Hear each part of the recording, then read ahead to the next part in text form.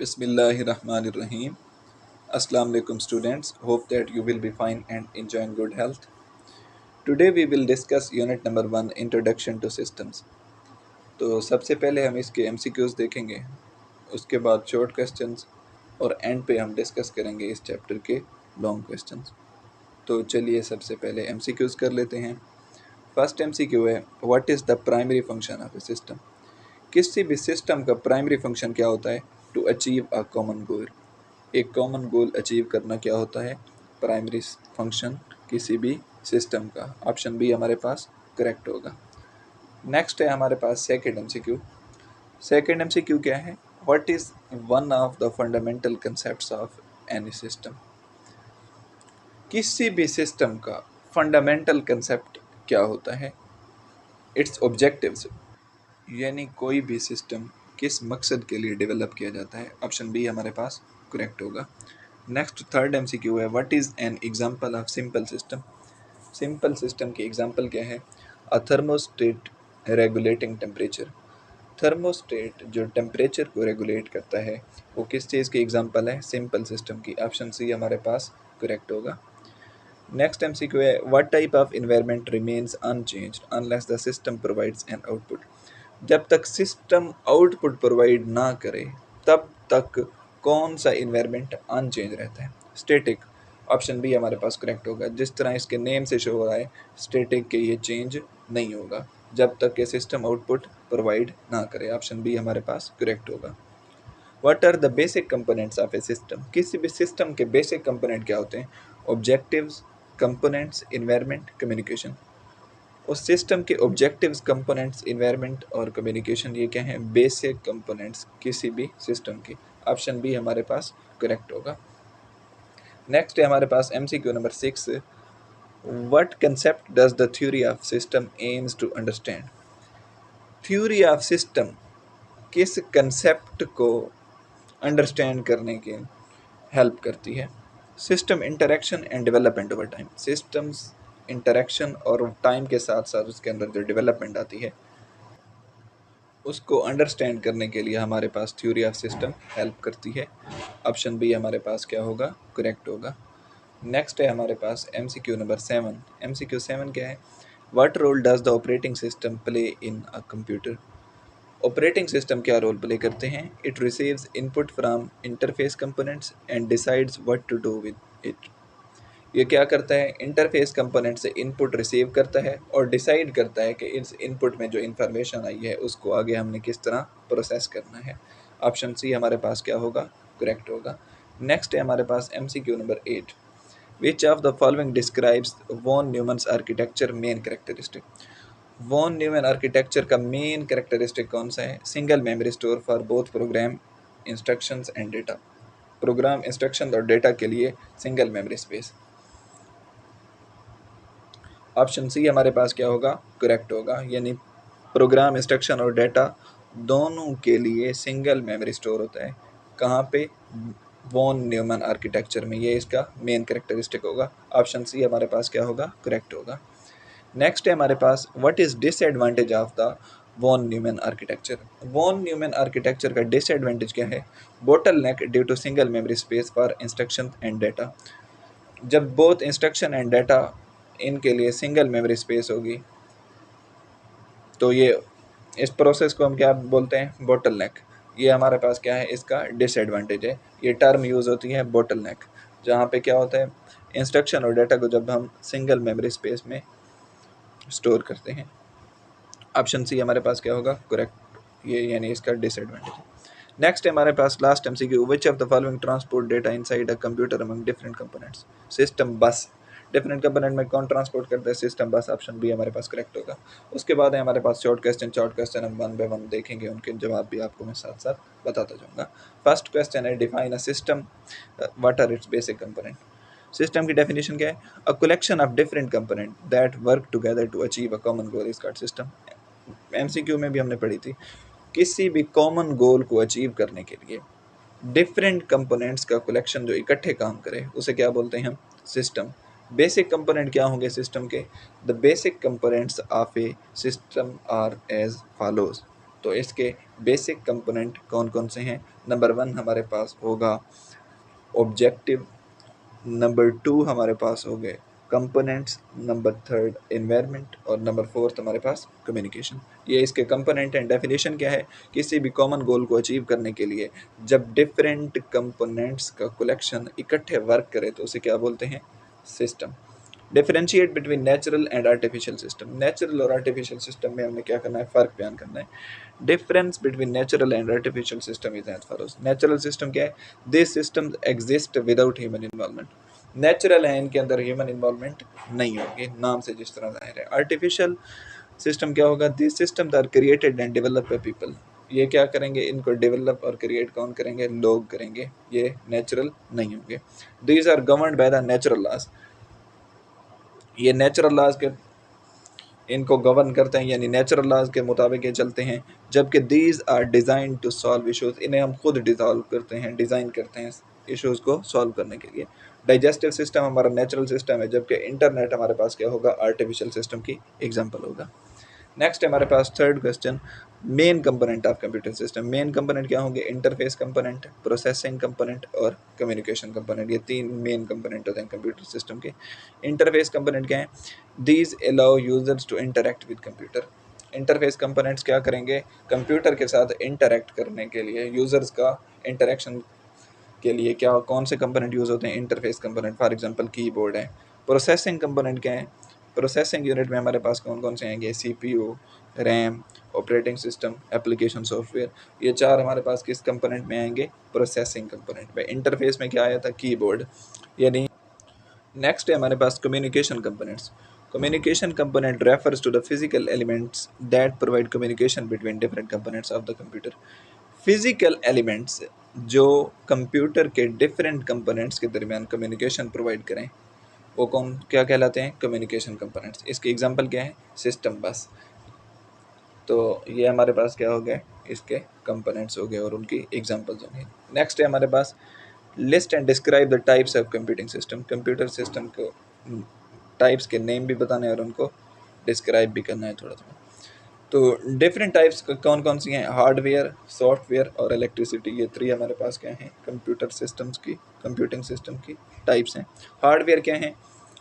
These are the tangible components of the system. System के वो component जिन्हें हम टच कर सकें, जो टेंजिबल हों, यानी जिन्हें टच किया जा सके, वो क्या कहलाते हैं? हार्डवेयर। एग्जाम्पल क्या है इसकी? सीपीयू। सॉफ्टवेयर क्या है? The set of instruction given to the system to perform different task. Different task perform करने के लिए जो हम इंस्ट्रक्शंस या इंफॉर्मेशन देते हैं सिस्टम को, वो क्या कहलाती है? Software. For example Windows operating system हमारे पास किस चीज़ की एग्जांपल होंगी? सॉफ्टवेयर की। नेक्स्ट है इलेक्ट्रिसिटी। इलेक्ट्रिसिटी क्या है? Power source that enable the hardware component to function. अब हार्डवेयर कंपोनेंट्स के फंक्शन करने के लिए जो पावर सोर्स है वो क्या है हमारे पास? इलेक्ट्रिसिटी। तो ये 3 हमारे पास कंपोनेंट हो गए, हार्डवेयर, सॉफ्टवेयर और इलेक्ट्रिसिटी। नेक्स्ट है हमारे पास what are the main components of Von Neumann architecture. Von Neumann architecture के मेन कंपोनेंट्स क्या हैं?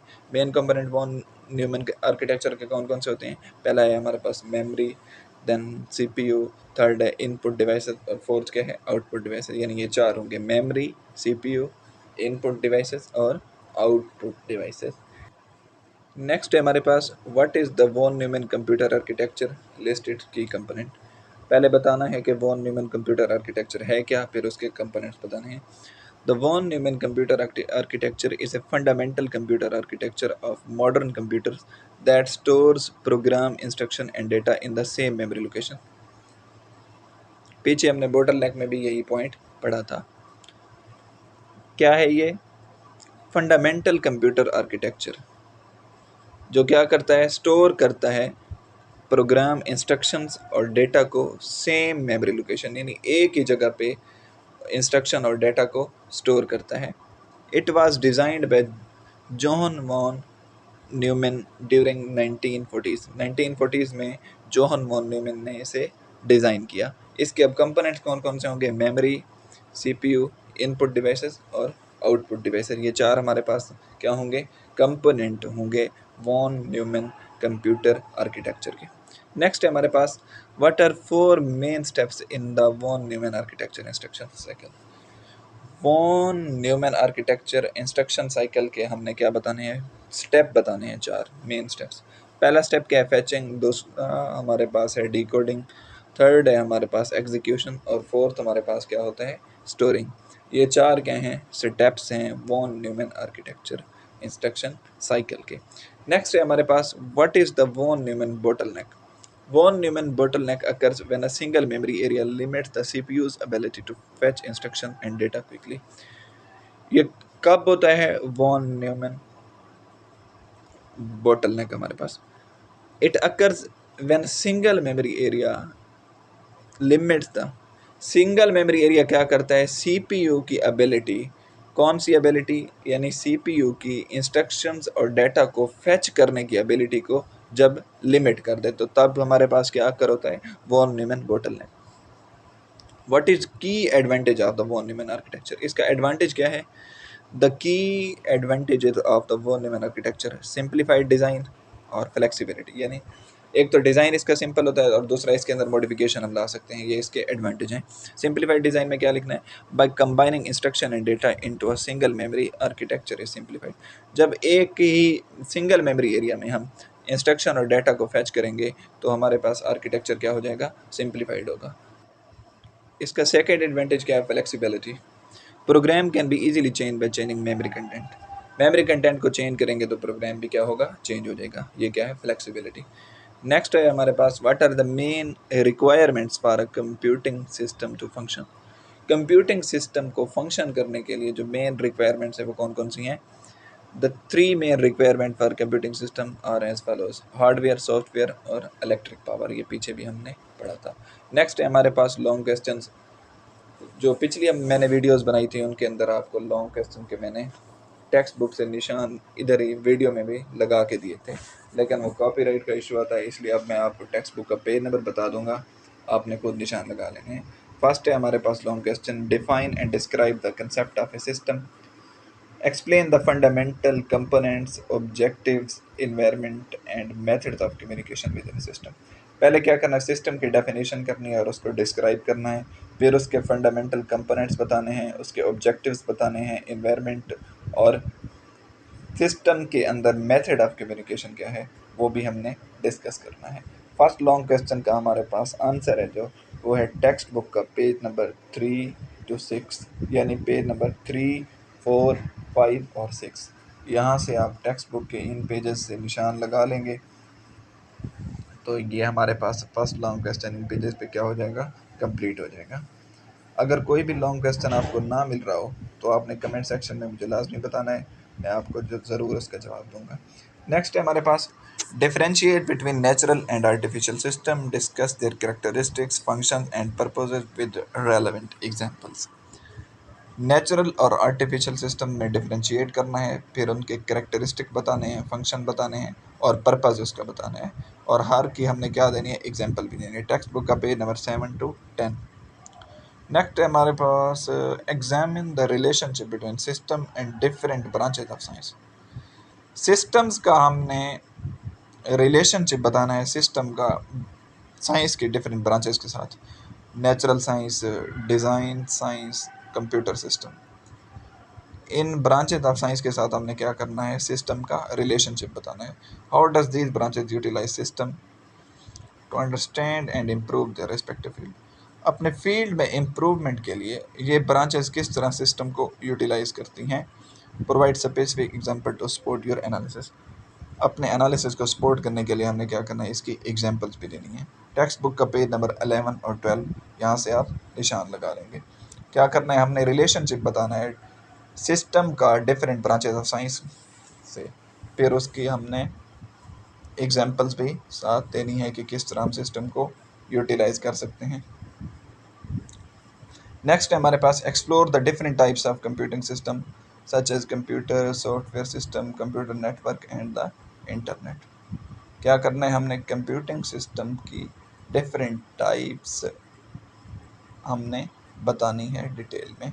टेक्स्ट बुक का पेज नंबर 18, 19 और 20, इन 3 पेजेस पे ये लॉन्ग हमारे पास क्या होगा, कंप्लीट हो जाएगा।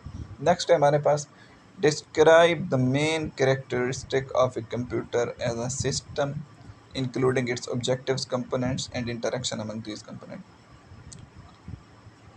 कंप्यूटर को एक सिस्टम के तौर पर हमने कंप्यूटर के मेन करेक्टरिस्टिक बताने हैं, उसके ऑब्जेक्टिव बताने हैं, कंपोनेंट बताने हैं और डिफरेंट कंपोनेंट्स के दरमियान इंटरेक्शन बताने हैं। पेज नंबर 13 और 14 टेक्स्ट बुक का, यहाँ से आप निशान लगा लेंगे। नेक्स्ट है हमारे पास explain the von Neumann architecture of a computer. ये हमने एमसीक्यूज में भी किए थे, शॉर्ट में भी किए थे, अब लॉन्ग क्वेश्चन में भी आ गया। मोस्ट इंपॉर्टेंट क्वेश्चन है कि वॉन न्यूमैन आर्किटेक्चर हमने क्या करना है, एक्सप्लेन करना है। Include a discussion on the main component, इसके मेन कंपोनेंट्स, उनके functions and step by step process how the architecture operate, और ये किस तरह ऑपरेट करता है स्टेप बाय स्टेप हमने वो भी इसी लॉन्ग क्वेश्चन में बताना है। टेक्स्ट बुक का पेज नंबर 15, 16 और 17, इन 3 पेजेस पे हमारे पास ये लॉन्ग क्वेश्चन क्या होगा, कंप्लीट हो जाएगा। नेक्स्ट है हमारे पास provide a detailed explanation of how a computer interact with its environment.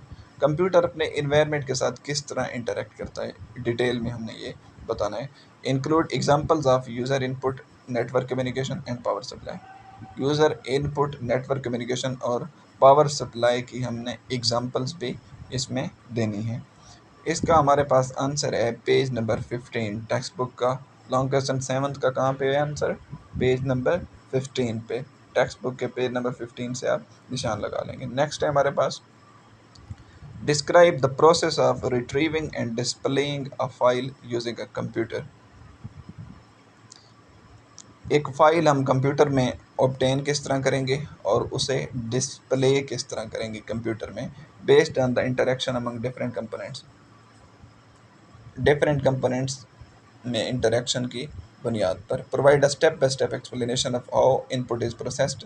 Step by step हमने बताना है कि इनपुट प्रोसेस किस तरह होगा, किस तरह पे डेटा ट्रांसफ़र होगा और स्क्रीन के ऊपर रिजल्ट्स किस तरह आने हैं। डिटेल में हमने हर स्टेप बताना है। टेक्स्ट बुक का पेज नंबर 14, वहाँ पे ये पूरा डिटेल में दिया हुआ है, वहाँ से आप कर लेंगे। यहाँ पे हमारा चैप्टर क्या होगा, एंड हो जाएगा। तो हमने इसमें एमसीक्यूज़ भी कर लिए हैं, शॉर्ट क्वेश्चन भी कर लिए हैं, लॉन्ग क्वेश्चन भी कर लिए हैं। किसी भी पॉइंट में अगर आपको मसला आ रहा हो तो आपने कमेंट सेक्शन में लाजमी बताना है। अगर आपको कोई भी इशू आ रहा है तो आपने लाजमी बताना है, इंशाल्लाह हम आपके कंसेप्ट क्लियर करेंगे। तो अगर आपने चैनल सब्सक्राइब नहीं किया तो चैनल ज़रूर सब्सक्राइब करें, कमेंट भी किया करें, वीडियो को लाइक भी कर दिया करें। तो मिलते हैं इंशाल्लाह नेक्स्ट वीडियो में नेक्स्ट चैप्टर के साथ। तब तक के लिए अल्लाह हाफिज़।